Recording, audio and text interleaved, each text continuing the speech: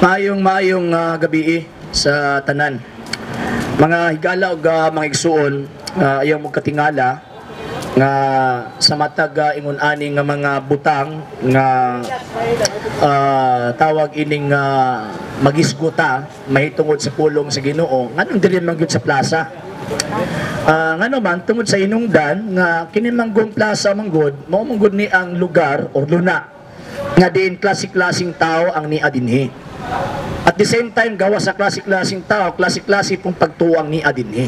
So, unsa man din pinaka-main purpose nato nga katoliko naman ni? Yes, tama. Majority din sa Davao puro katoliko, pero managingon nga majority lagi puro katoliko, pero ang problema, ang nasabtansab, ang naangkon nga gitawag og kalawom sa pagtuo, dili gyud ingon ana gyud kalawom. Nga naman, tungod sa inong dandaghan kayo mga katoliko nga naa sa atong palibot, nga katoliko lang sa ngalan pero dili katoliko ang pagtuo. Mabitaw as of 2006 survey, gipa-survey sa ato ang simbahang katolika ang estado sa iyang mga membro, out of 100%, out of 1.2 billion Catholics, kanong kay 1.4 billion na, out of 1.2 billion Catholics as of 2006, naaray 2% ka mga Katoliko ang waing taon masayod, o ang 2% ng mga Katoliko ang nasayod sa pagtuo. 98% sa ato ang gitawag og palibot nga daghan kaayong mga binunyagang Katoliko, pero in terms of catechism, in terms of pagkabot sa tinuod nga pagtulunan sa Santa Iglesia Katolika Apostolika Romana, kaloy in taon si Ginoo kung naamang galing dili gid ingon ana gid kadako. Mo na tungod niini mo nang ampay kaayo sa mga kano, sa mga born agoy. Ampay kaayo sa gitawag og mga fundamentalist Christians gikan sa Europe, gikan sa US nga magmisyon sa Pilipinas. Abi ninyo ngano kay daghan kaayo silang makuha ug makita nga mga inosenteng Katoliko nga dali lang in taon ilaron. Nagkabantay mo anang ilang mga membro sa ilahang mga simbahan? Kabantay mo anang ilang mga membro sa ilang simbahan? Puro na mga Katoliko nga way hanaw sa pagtuong Katoliko. Pangutan-an na sila sa Katoliko pagkapila di ay ka-artikulo ang ato ang krido, magngangana mo hangad sa langit. Pero pasultiya, paatakiya simbahan, kusog kay mo atake. Nga naman kay sa Katoliko pa, way nasayran sa pagtuong Katoliko. Muna din sa plaza, pabitaw ang mga dipensor Katoliko ang ato ang tawag anang ginahimo dinhi sa park. Nga naman kay every Sunday daghang kay mga Katoliko magsuroy-suroy. Og pinaagi niini atoa silang hinay-hinayon og inform mahitungod sa atong pagtuo. Nga naman kay alang sa gitawag og mga nakabalo para nato ang gitawag og mga nakabalo. Unya dili nato na i-impart sa ato ang mga igsuunang Katoliko ang kahibalo mahitungod sa gitawag pagtuo kung mga imperno ng mga kalagang manubag taniana.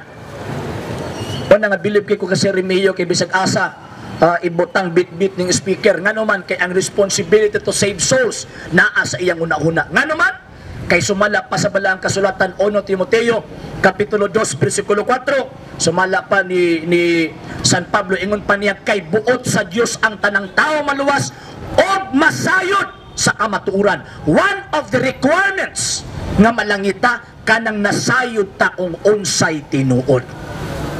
Mao na nga natin sa plaza makag-ergo mo at bang og tawagan ng mga di Katoliko bisag ingon lang kag buang, bisag ingon lang kag bisag unsa na ipangingalan sa imo, no problem. Away lang ta sa gitawag og kurason pero di ta pwedeng mag-away.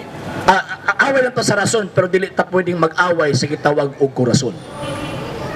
So mo na tanawan ning tawag ining ubang mga sekta. Sige pangatakis pagtuong Katoliko pero actually wa kilabot ani nila.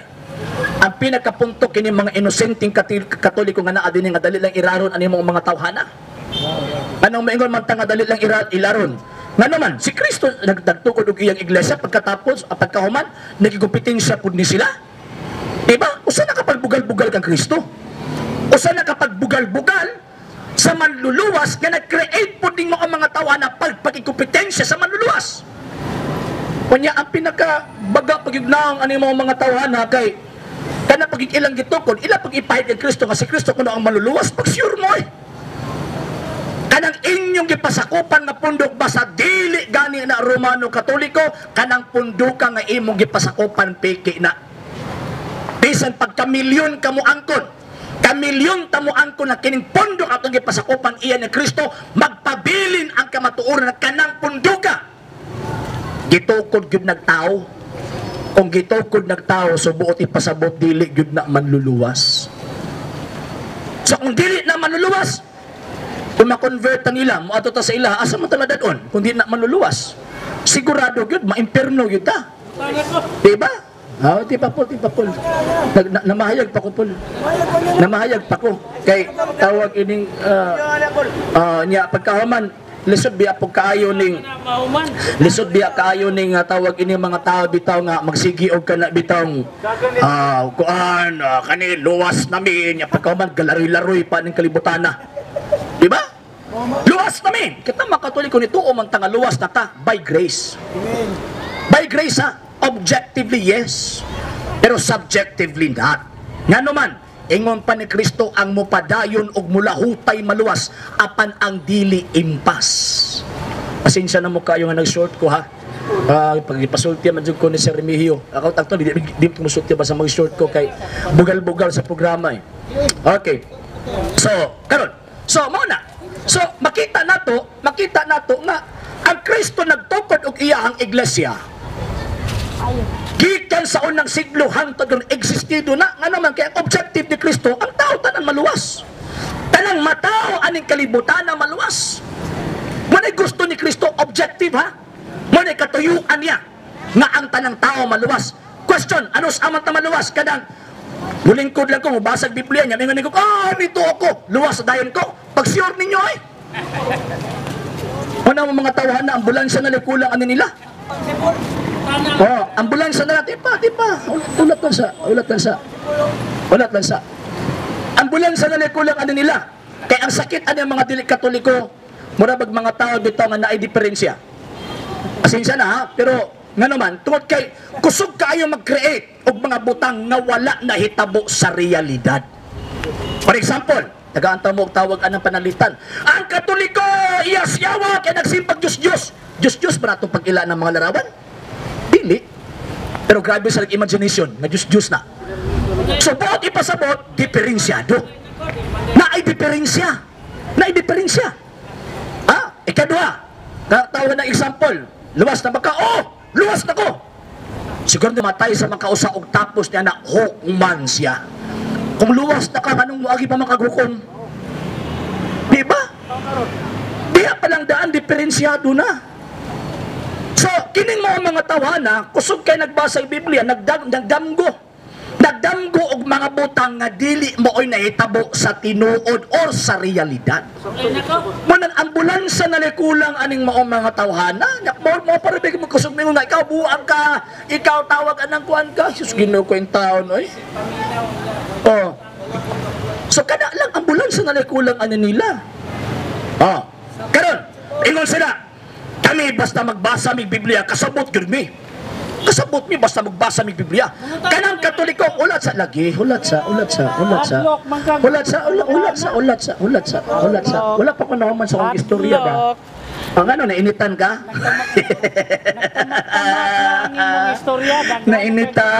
Nainitan. Lisod lagi ng yawa ba no ba sa tinuod laga niyo mong isulti, di gid mahimutang ba? Di gid mahimutang. Di gid maagwanta ning basta tinuod na gani among isulti murag ang tawag ining mga kanibitang na i-diferensya bitos pagtuo, di gid na mahimutang. Para ba gidabdaban ang lubot ba? Gidabdaban ang lubot kay para gusto ring mula aksyon. Taud. Tagay tag time. Okay. Okay. So, kato. So, daghan kay silang mga butang nga ila ang gituuhan nga dili maoy realidad. Nagbasa lang Biblia, luwas na. Sure ninyo eh. Tanawa tos Cornelio. Si tawag ining katong yunuko. Nagbasa Biblia. Pagka mo na sinitabo, ingon na siya, pag buman na akong basa, luwas na ko, anak di ay. O sa may gihimo sa Espiritu Santo, Cornelio, Todlo, Ina. Pagkahuman, human og tawag anang Todlo, gibautismuhan. Manong gibautismuhan man, unsa man ang kuan, unsa man ang tawag anang significance sa baptism in terms of salvation. Kaysa tudlo sa mga apostolos, ang bautismo mauna ang entrance sa kaluwasan. Ang baptism.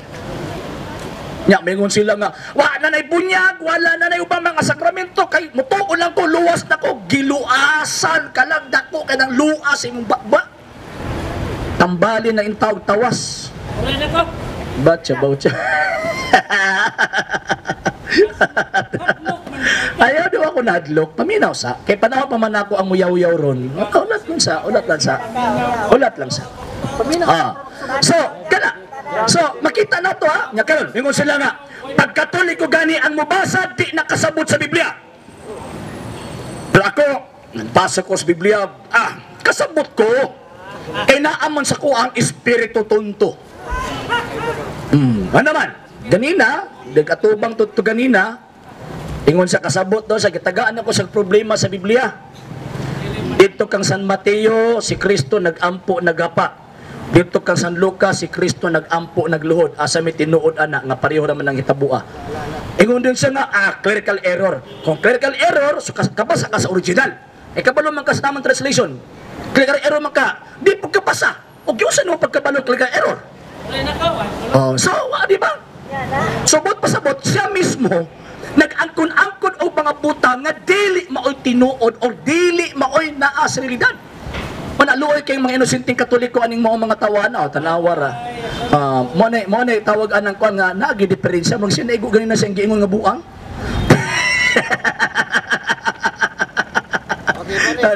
Sige biya sa ingon sa tuang nga buang ta, di ba? Okay. Balik na. So yun. Balik na. So, good. Sige, papangutan-on tanan ni kay mura ni kanang natilasan gyud sakto. Okay. Pag mulitok ganig buang pildi ha. Sabota. Pag mulitok og buang pildi. Ayaw po pagbungbuang po. Awan ko nang lain man ang buang ubuang. Lagi. Pag mulitok og buang pildi. So, mga higalaw maigso, naka-record man ni, naka-live man ni. Ani ha? Okay. So, kini naka-live man ni siya. Ang ako ang kaatbang UCCP. Tipa. UCCP daw ni siya. Kanang mga pastor sa UCCP, tanawan ninyo inyong membro mang rason. Pagkauwaw ni unya sa inyo ang tawag ining pundo. Ako alang ikuan kay siyempre madrag manggod ang pangalan sa UCCP kay nag-angkon ba na sa UCCP. Di ba? So karon kay UCCP man doon siya, UCCP nga bon agoy. Sa lagi lang pangutan talaga ka ako lang gipaila kay naka-live man ta. So gusto na ko ipaila. Okay, so karon ako anang dawaton ang iyang pangutana. Kay para at least pag mangutana siya, pangutana diretso ha, ayaw na pagyaw-yaw kay magyaw-yaw gani ka. Sige, pangutana. Simple na ni nga akong pangutana, di na lang na ako ito, daginoton ito imong mga yama nga istorya. Oy, naalasad. Simple ra. Dali ra kayo ninyong masabtan. Kamu nga nangangkon nga tinukod ni Kristo. Unsa jud ka tinuod nga kamo gyud ang tinukod ni Kristo. Ang pangutana, usa ilhanan nga iya ka ni Kristo. Okay. Daghang tawag ini nga salamat nga unsay daw ilhanan daw nga iyatan ni Ginoong sa Kristo. Pinaka number 1 ang iyatan ni Kristo naata sa lawas ni Kristo nga mo ang iyang simbahan pinaagi sa bautismo nga gihatag ni ining maong simbahan. Galacia kapitulo 3 bersikulo 27 ingon pa ni San Pablo kay gibautismuhan man kamo og nahiusa na kamo diha ni Kristo. Pinaka number 1, bautismo. Timpa. Nagtubag pa ko. Lagi nagtubag pa ko. Nag-ingon makag-unsa. So, buti pasabot. Nanginahal na ka-explanation, Paul. Dili man ko pareha sa imo hapon nga pangutanon og yes or no niya mo explain. Di ba? Diferensyado. Panikas. Ang pangutan unsa niya pagkahuman ang tawag ipatubag sa kuha mo bura. Unsa gani kinahanglan kag explanation, Paul. Okay. So, una. Ang ako pangutana sa imo kaganina, answerable by yes or no, so you don't need to explain. Ang imo pangutana sa ko clarificatory unsa mo nang ma-explain ko. Sige mo agyaw-yaw gud mura mo gugag kanang kuan ba mura ka kanang demonyo ba to gidabdaban. Okay. So, proceed. Number 1, kinahanglan sakop kang niining maong simbahan na pinaagi sa pagdawat og bautismo. Kay bot-bot nang maingon ka nga, nituo lang ko, luwas na ko, bot-bot na, kay ang tinuod nga pagtuo, dawato nimo si Kristo spiritually and physically by way of baptism. Diba? Ingon pa ni San Pedro, 1 Pedro 3:18-20, kay pinaagi sa bautismo nangaluwas kamo. Unsa man nagkaluwas ana? Pinaagi ni anang maong grasya. In terms of sanctification and perfection, wala pa. Pero in terms of grace, yes. Yes. Wa man gud ni sa kasabot sa tawag ining kuan kanang salvation by grace o kanang salvation by some sanctification and perfection. So, mo na diferensya aning mo mga tawhana kay pag ingog luwas na hunahuna nila malangit na diretso pag sure nimo oy. Dili na gitawag og mao nag-explain pagani ko. Si mga bagulbol Paul, ang yawa og si Kristo ng istorya, ang yawa na minaw. Kung dili ka maminaw Paul, mas labaw pa kas demonyo ani Paul. Diba Paul? Di unsa gani imong giingon, diba? Kung dili na mao di iribat na unya. Kung dili na mao, di ba? Simple man, di ba? Ulat lang ko. Nag-explain pa man ko, Paul. Paul, nag-explain pa man ko, Paul, di ba? Okay. So, kana, hulat lagi, hulat. Nangutana man ko kag unsa, Paul. Mo na na-explain ko, Paul, kay sigurado man gyud na ang imong pangutana unya gitubag na nako. Okay, so balik ha. Objectively, naana ang kaluwasan, pero subjectively, kinahanglan nato nagtawag ining trabahoon. So, unsa ilhan na nato nga Kristo ta, number 1, binunyagan ta. Sakop ta sa tinuod nga iglesia gitukod ni Kristo. Og dili gyud na UCCP, og dili gyud na born agoy, kay ang born agoy og UCCP tinukod lang na sa mga kano nga gikan sa Amerika gidalag Pilipinas. Tuo-tuo pud ni Paul. Sige, next question. Tubag po kay Yama-yamara. Ang pangutana, unsa may ilhanan nga iya ka ni Kristo. Ang iyang tubag, binunyagan daw kuno ka, tinuod iglesia. Bisan pa siguro ka 20 mo mabunyag eh. Mao ba na ilhanan? May pasigarbo na mga iya namin ni Kristo. Diara ang ilhanan dia. Otro riwa, pero hibang kaagan kamo, otro mo. Roma 8:9. Atong sab. Dili taas nga tubag nga way pulos. Taas kang tubag kunya. Wa mao, yama-yamara. Manailahanan nga wa joy kalibutan. Dara. basa na. Alira. Guys, padiha. Padiha. Pildi na! Pildi na! Magapura man! Pildi na! Nagkuhan pa tabili. Pura mag nakaloko. Roma. Roma 8:9 ako pasahon. Mao ni ilhanan nga iya ka ni Kristo. Ginoo ko kamong mga tawana, mga Katoliko, gayama-yamara ni inyong magtutudlo. Atong pasahon. Apan kamo wala diya sa unod, hinunua na kamo sa Espiritu. Kung tinuod man nga ang Espiritu sa Dios nagapuyo diha sa sulod ninyo. Ang wala magbaton sa Espiritu ni Kristo, dili iya ni Kristo, mao ni ang ilanan. Nahiya ka, pangutana tubag ni sa akong pangutana ganina. Nga wani mo matubag, waman na kay buoti ka istorya. Ang akong pangutana ganina, mao ni, kung sa ilhanan, nga iya ka ni Kristo, wala nakatubag og taron. Gibasa na ko ang tama nga tubag. Usa, mayroon na po siya. Usa may pangutana na. Tubag ni sa akong pangutana ganina, nga wani mo na tubag. Ang ilhanan nga iya ka ni Kristo, nag-ingon dito, ang wala magbaton sa Espiritu ni Kristo, dili iya ni Kristo. Mao na ilhanan nga iya ka ni Kristo, nagbaton ka sa Espiritu ni Kristo, dili tubag nga bintaasa. Ngagi pa kag nga babautismo, tinuod iglesia, gayama-yamara ka, jay wa kay pulos uli nako. Luya oy, gigamit ang Roma 8:9 gabuot-buot og sabot. Luya pud nimo oy. Basada. Luoy ba luoy kay ka? Luoy kay ka kanang giingon din na nga 8:9 na iusa o tawag anang nakaangkol ka sa espiritu ni Kristo. Madawat nimo na sa panamtam.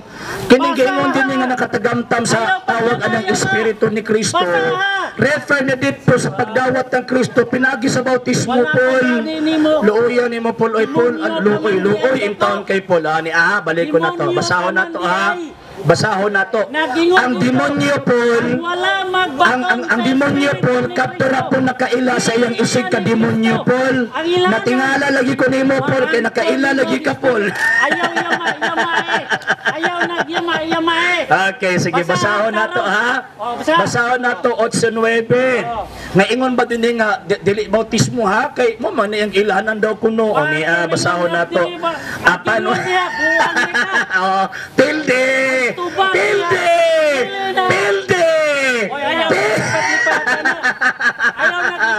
Ani.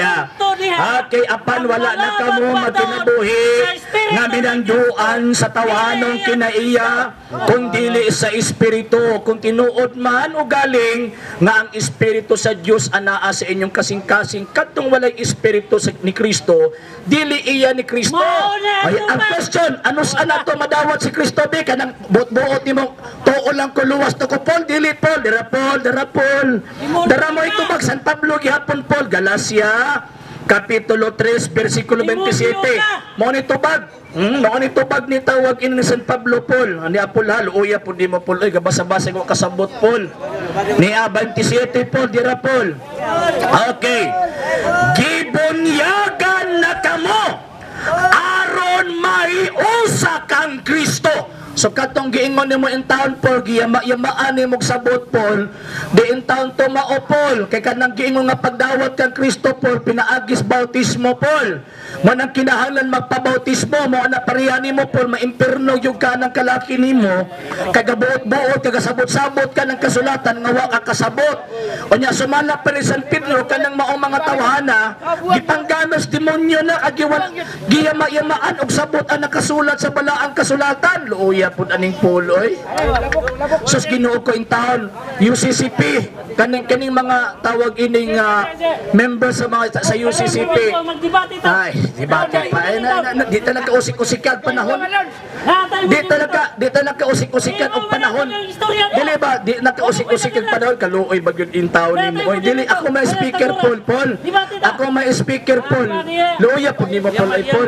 So mo na nga ang gigamit sa demonyo Paul dili ako nga naman dili hinutod paganit ka so karon loyin taon kay si Paul kay gabasa-basa og kasulatan wa in taon kasabot ya kusog kay intan mga hambog nga nakasabot in taon siya so amana ato na lang iampon ni nga unta mapurgatorio puntang kalag ani niya